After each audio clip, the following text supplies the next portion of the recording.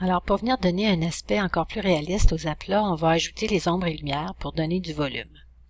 Donc, les ombres et lumières sur un aplat vont s'ajouter avec Illustrator, vraiment en dessinant les zones où on veut mettre des zones plus foncées d'ombre et la même chose pour la lumière. Donc, on va dessiner des zones qu'on va éclaircir.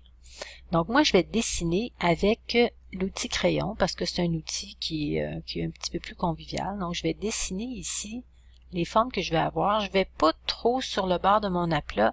Ici, je vais dessiner en dessous de la poitrine parce que je sais bien que ces zones-là, tout à l'heure, je vais faire un effet un peu estompé et je veux pas que le dégradé sorte à l'extérieur de ma forme.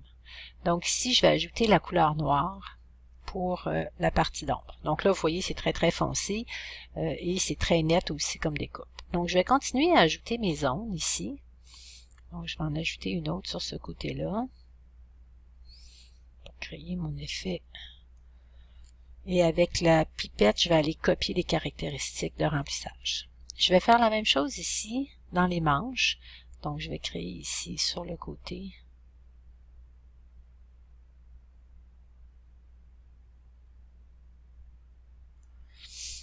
Avec pipette, je viens chercher ça et je fais la même chose ici sur la manche de l'autre côté. Donc je vais créer un effet là, comme si ma lumière venait de la gauche.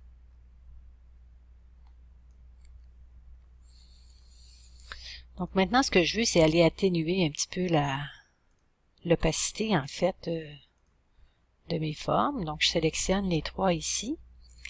Je vais aller dans mes calques, je vais les regrouper. Je vais les mettre aussi à l'intérieur de mon aplat. Puis je pourrais appeler ça ici ombrage. Donc là, pour aller atténuer l'épaisseur, je peux rendre l'opacité un peu moins grande. Mais souvent, c'est pas suffisant de rendre l'opacité un peu moins grande parce que ça ternit un petit peu la couleur. Là, on voit que c'est une espèce de bleu gris terne dans les zones ombragées. Donc, je vais venir changer le mode d'opacité. Pour faire ça, je vais aller dans mon onglet Transparence ici. Donc, je fais apparaître le volet. Je peux voir l'opacité ici qui est à 100%. Je pourrais le diminuer aussi par ici, plutôt que l'avoir diminué par ma barre d'outils en haut. Et ici, j'ai le mode normal. Ce que je vais faire, c'est changer le mode pour avoir le mode produit, ce qui me donne un autre type de transparence qui est en fait où on va venir appliquer, où on perd un petit peu le côté gris de notre couleur pour avoir une couleur noire, mais qui est vraiment complètement transparente et non pas uniquement translucide. L'autre élément que je vais venir ajouter, c'est un contour qui est plus estompé. Les contours comme ça d'ombrage qui sont très très nets, on va garder ça pour des effets de tissu plus brillants comme du vinyle ou du cuir qui serait très luisant. Donc je vais sélectionner encore une fois mes 4 formes et pour mettre l'effet estompé, je vais aller ici dans les effets, dans atténuation, dans flou gaussien et ici il y a une boîte qui apparaît. En lui demandant l'aperçu, je peux voir un peu l'effet qui se crée. Donc là où je peux jouer, c'est au niveau du rayon.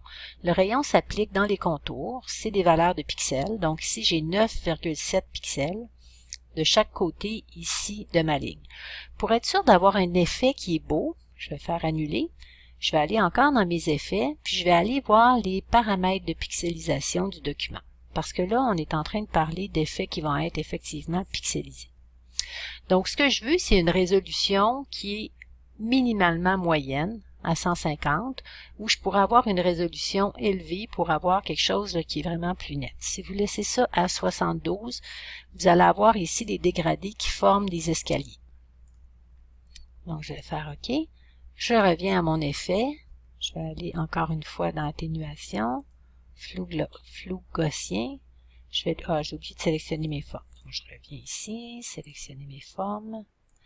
Je reviens ici dans effet, atténuation, flou gaussien, et je vais lui demander l'aperçu. Donc là, je peux voir ici mon aperçu, il a l'air d'être un petit peu plus petit que tout à l'heure, mais c'est parce que ma résolution, je l'ai augmentée. Donc ici, je vais augmenter un petit peu ici mon effet de flou, et je vais faire OK. Donc si je désélectionne, je peux voir que mes formes sont fondues un petit peu plus. Évidemment, quand je suis rendue dans des formes qui sont très très petites, le fait d'avoir une atténuation qui est plus grande fait en sorte que j'ai presque plus de zones d'ombrage elle-même. Donc pour ces deux zones-là, je vais venir changer ma valeur de flou. Donc au lieu de repasser par ma fenêtre effet, je ne veux pas créer un nouvel effet, je veux modifier celui qui est déjà là. Donc je vais aller dans ma fenêtre aspect. Un clic. Je peux voir quelles sont les caractéristiques de cet aspect-là. Donc, j'ai pas de contour, j'ai un fond qui est noir, j'ai un flou gaussien, j'ai une opacité qui est à 100% par défaut. Mon flou gaussien, je vais cliquer dessus pour revoir qu'est-ce que j'ai. J'avais 25 pixels, je vais diminuer ça à 7. Je vais lui demander de me montrer un aperçu. 7, c'est peut-être un petit peu petit. Je vais le mettre à 16, puis je vais faire OK.